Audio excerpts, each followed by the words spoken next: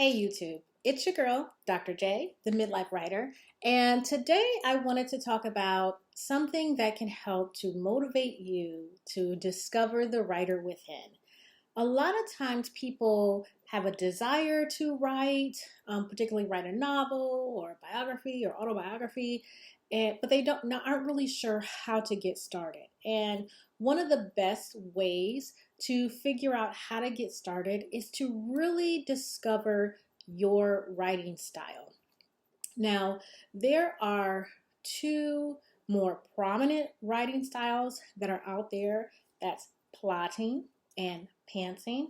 And I'm going to talk about those two styles as well as two additional styles that I like to call planting and prancing. So we're going to talk about four styles: plotting, pantsing, planting, and prancing. And so you may have heard plotting and pantsing before, but I want to give you a little bit more information on some other styles you can try out too and see what works for you. So the first we're going to talk about is plotting. So if you are a plotter and that is the writing style that you prefer, plotters are people who really like to know where they're going with their story before they actually begin to write their story. So they want to start with an outline. They kind of have the structure. They know if they're going with a 3-act structure. They know how many main characters. They pretty much know what's going to happen with the story before they ever start to write that story. And so if that's your style, you're going to be one, and you can figure out if that's your style by seeing when are you comfortable beginning to write your story. So if you go, I don't really want to start writing, or it doesn't feel good to start writing unless you know exactly what's probably going to happen with most of your characters throughout the story, you know how the story is going to start, you know what is going to be the inciting incident, you even know how things are going to be resolved, and you know what you want that, and you have worked out what you want that conclusion to be, and you enjoy outlining things, putting things together, and you feel a lot of comfort to start writing and knowing where you're going, you are probably going to be what they call a plotter. So contrast that with a pantser. So a pantser is someone who they say writes by the seat of their pants. And so that means that when you sit down to write a story, you go where the story takes you. So there are no expectations. You know what the story is going to be about. You have an idea of where you want it to go, but really you are not bound by what you assumed was going to happen in the story originally. So even if you started with an outline, you don't feel like you have to stick with that outline. You can just continue to let it go and twist and turn, and sometimes you're surprised by where the story goes. If you are a pantser, you're someone where you may start to write and you go, now that was good. And you hadn't planned it. You were like, okay, this is the line. Can't believe they said that, but it works. And so you get just as surprised by where the story goes as your reader will get surprised. And so when it comes to being a pantser, it just means that you're somebody who you let the story guide itself. And when you sit down to write, you just go with the flow, whatever is feeling right in the moment, with no obligation to go in a certain direction, no obligation for each character to have a set path before you start, and even no obligation to have a specific type of ending. That means your comfort zone and your writing style is probably going to be that of a pantser. So what are these other two writing styles that I talked about? Well, the third style that I'm going to talk to you about is what I call planting. Now, there is sometimes when people will put plotters and pantsers together and call them planters.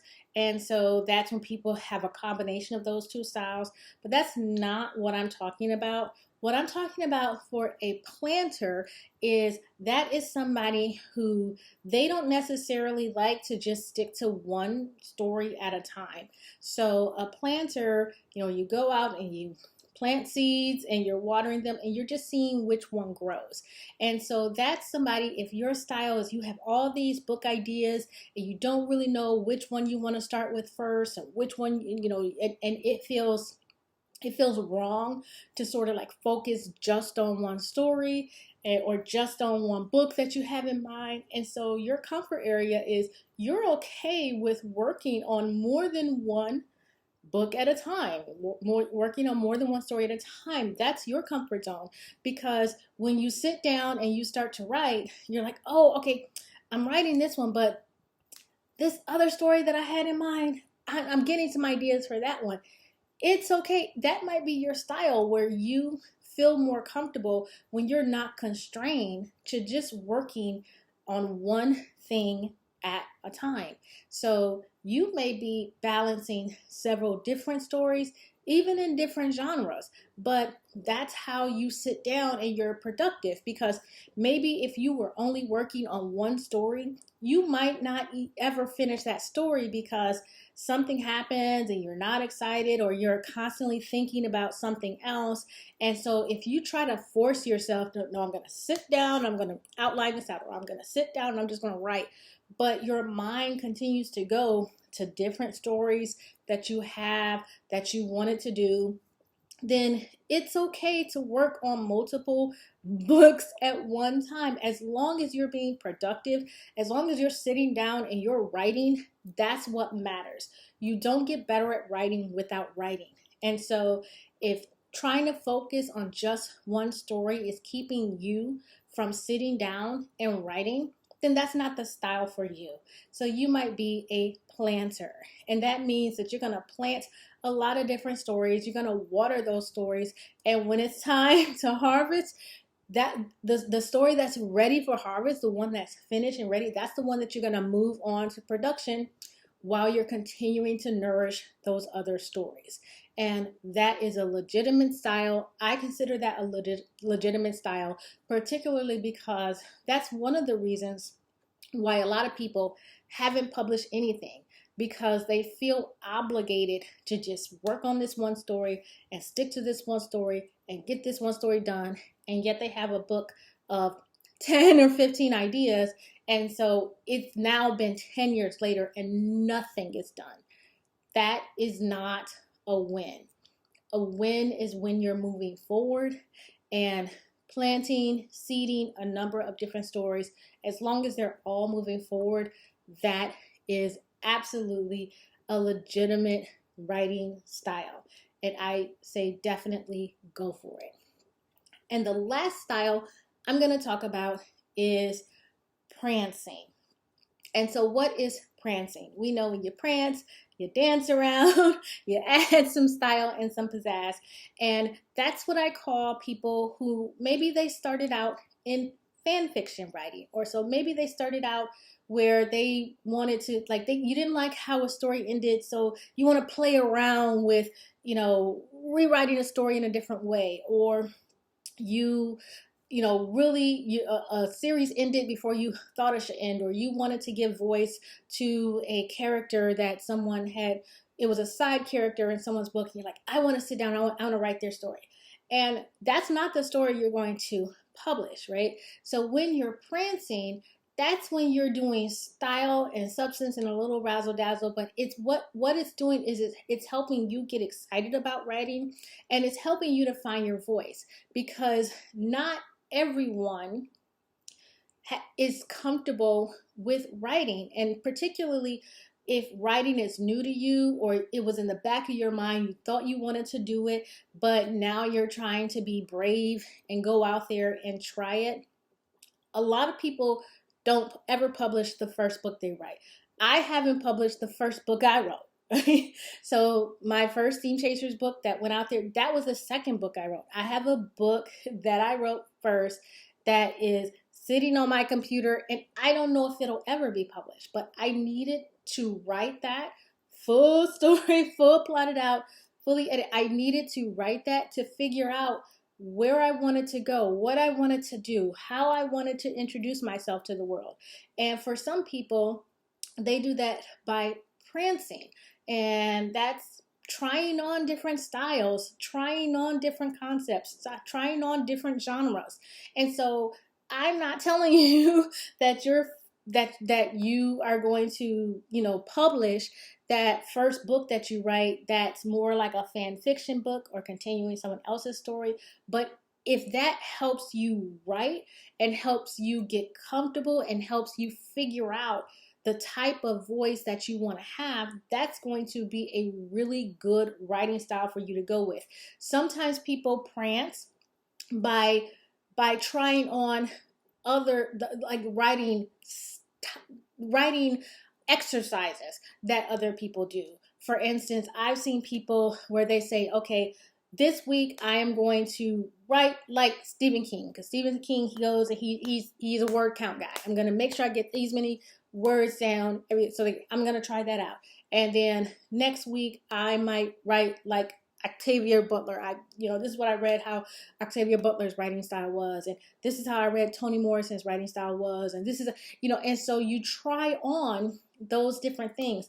That doesn't mean that you're taking their voice, but you're practicing with their exercises. And so that's prancing. That's like trying things out, see how they look, see how they feel, and that's okay. As long as you're not trying to take someone else's voice, and as long as you're not trying to co-opt in your published work somebody else's characters and things like that, then prancing is fine, because prancing is really what helps you figure out what's going to work for you. We see it in a lot of areas of entertainment. For instance, if somebody's going to be a singer, right?